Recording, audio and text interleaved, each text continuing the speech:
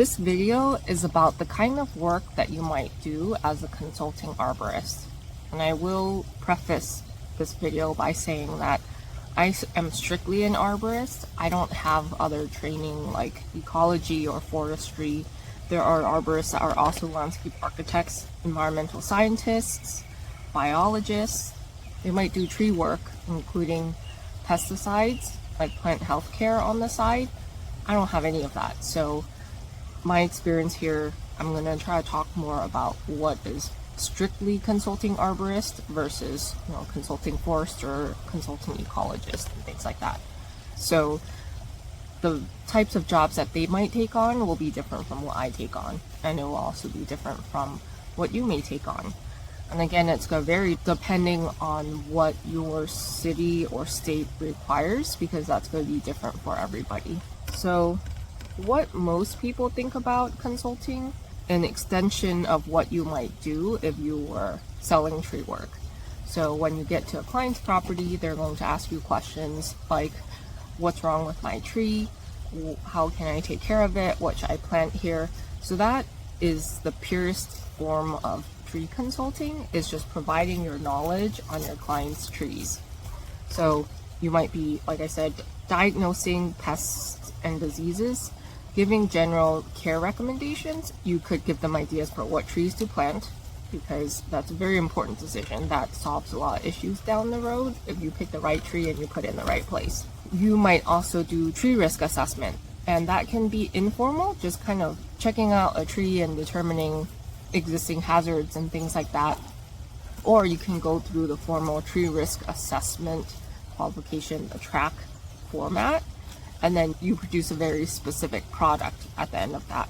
You might also look at just providing your recommendations to the client as far as what tree work needs to be done, and the client can take that and put it out to bid. So they can send it out to a bunch of tree services.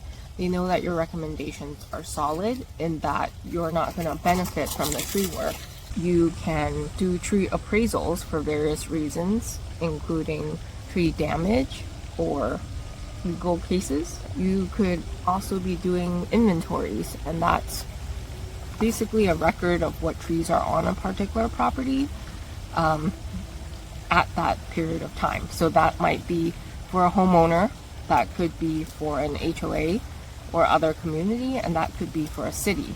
You can look at a property when someone's in escrow, meaning they're in the process of purchasing that property, and you're one of the many professionals that come through and inspect the property to give them an idea of what issues might arise. There are certain things within this that require more knowledge. For example, if you wanted to do appraisals, that is a whole different subset of knowledge. It's very hard to learn. I've been doing it for 8 years. There's still a lot of uncertainties with it, and there's constant learning. And that's a good sign if you're constantly learning and that you're not 100% sure on stuff, because someone who's that sure probably doesn't know as much as they claim they know.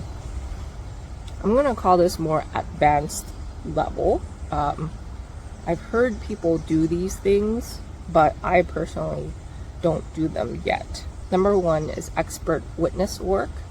Being involved in legal cases is a whole different ballgame. You have to be much better at being able to analyze things and collect data in very, very detailed, very meticulous ways.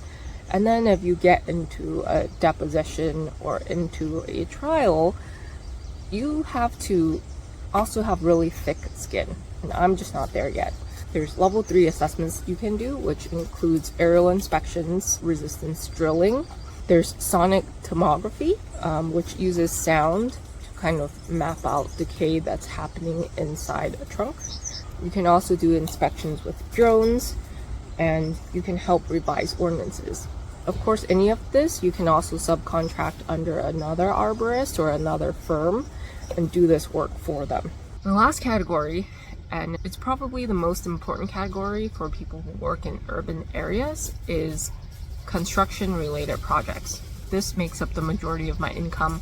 I might even say 90%, and it supports everything else I want to do, including making videos and things like that. This is not without its issues, because as an arborist, when you're getting into this field and staying in this field, it's because you love trees. But in construction, there's so much of it where you're signing off on the removals. If the project is going to be impacting a tree to the point where it's going to die or it's going to fall over, that's a removal. And most of the time, you don't have the power to sway that. So it's something that could be hard to reconcile ethically and morally for people who enter this field. So within construction, you can be involved in all phases of the project. And this is going to depend on the rules that your particular city has put in place. I'm in an area that has a lot more wealth than most of the United States.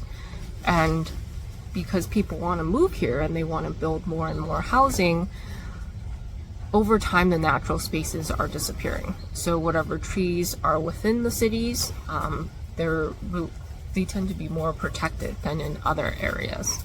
And whenever you're doing some kind of construction work, or even if you want to take a tree down, there's usually permits involved. So that's where the consulting arborist comes in. The construction reports take a different skill. You might come in at the start of a project when your client hasn't yet purchased the property, and you could do an inspection for them at that point. You will generally look at health and structure, but that's not the most important thing. The most important thing is, will the trees on this property hinder my project? It turns out that the city is going to have issues with the tree removals, or they can't afford to pay fees to mitigate those removals, then they might skip the property. When the client has purchased the property and they're required to get an arborist report or a tree protection plan, in this case you do a full tree inventory.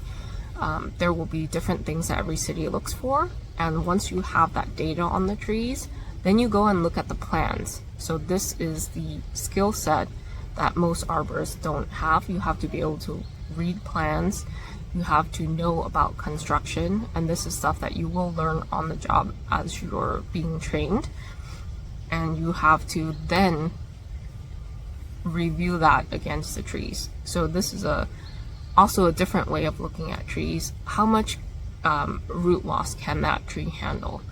Can it handle compacted soil and changes to its environment?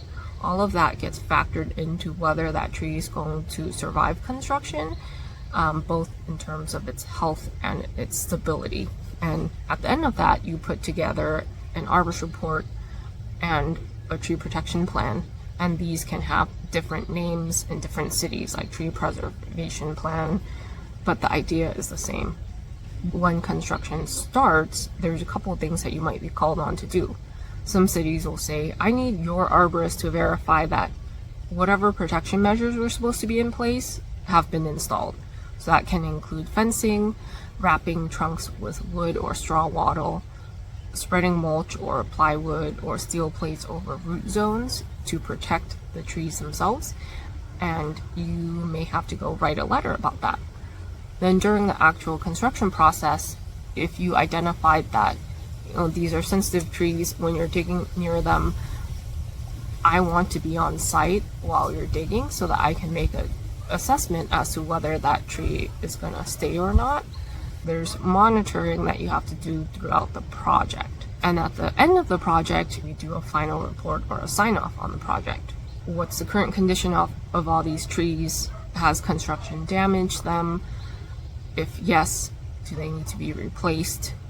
Sometimes there's planting that's involved, so you have to verify that the correct trees were planted and that they survived a given period after the construction is done. You can also do peer reviews of other arborists' work, especially if you're working for the city as a contractor. That's a way of cross-examining what's getting put through, because there are some arborists that are not very ethical and they're more willing to write what the client wants them to write. So that way the city knows that they're not just blindly trusting one arborist. It just adds up in terms of money, and that's all coming out in the final cost of construction and the client's fees.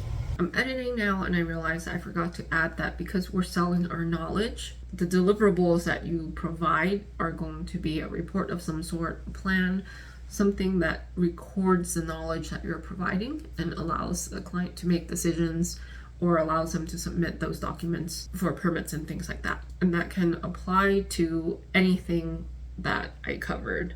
So there's a computer technical skill and writing skill that you need to have to be a successful consultant.